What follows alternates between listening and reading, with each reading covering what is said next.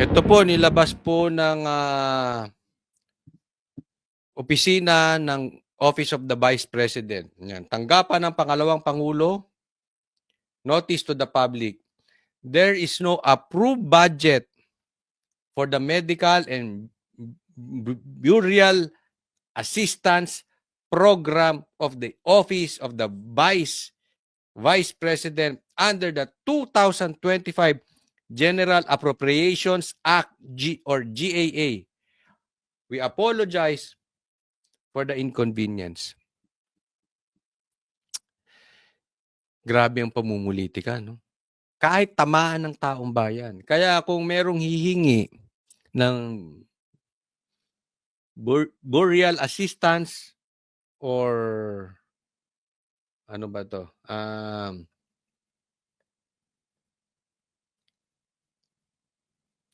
Or medical assistance sa Office of the Vice President, humingi po kayo kay Marcos sa Office of the President or sa House Speaker.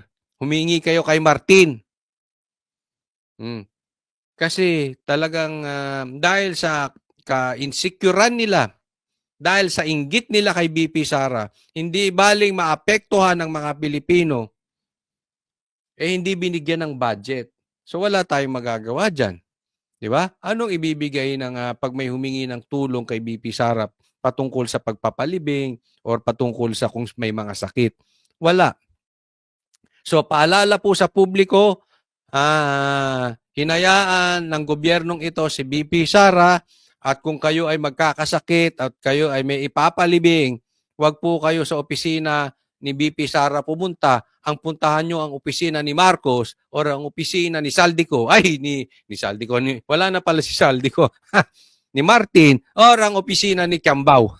O sila na dyan. Nako, tinanggal ang demonyo, nagpalit ng demonyita. Isos! Mamira. O.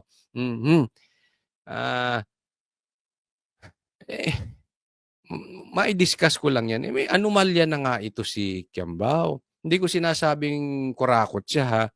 But the fact remains, meron siyang anomalya. Na dati ay nagtatricycle lang, tapos siya ay naka-artista van na, nakamagagarang relo na mamahalin, luxury bags, luxury watches. Tapos yan pa ay pinalit, no? Pambihira talaga, no?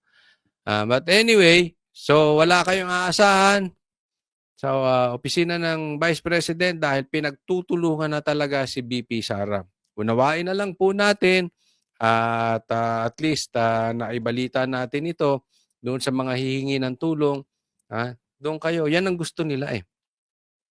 Di baling maapektuhan ng mga Pilipino, hindi baling makawawa ang mga Pilipino, di baling magdusa ang mga Pilipino, basta tirahin lang nila si BP Sara.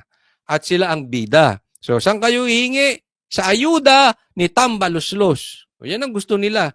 Sila ang bida. Jollibee ito si Tamba.